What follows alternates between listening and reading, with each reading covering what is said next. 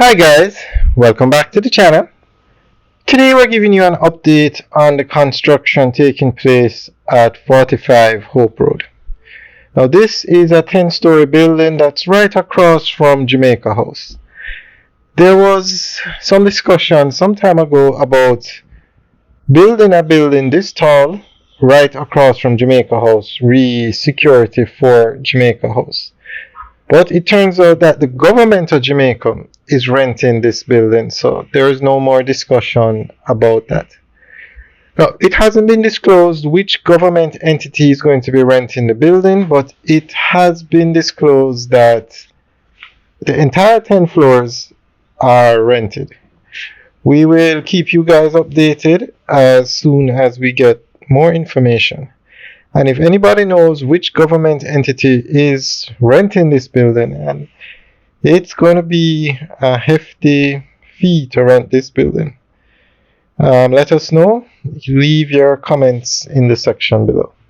Now, the entity hasn't moved in yet. I guess the building is still under construction. Looks finished, but nobody has moved in yet and no sign has gone up.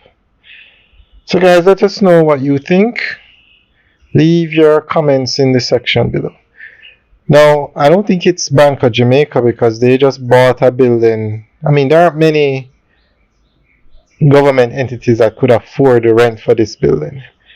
It's going to be in the millions. Probably, if I was to estimate or guess, I'd say probably about over 200 million a year to rent this building. Now, the Bank of Jamaica recently bought a piece of land just up the road from here, and they spent $1.3 billion on that property.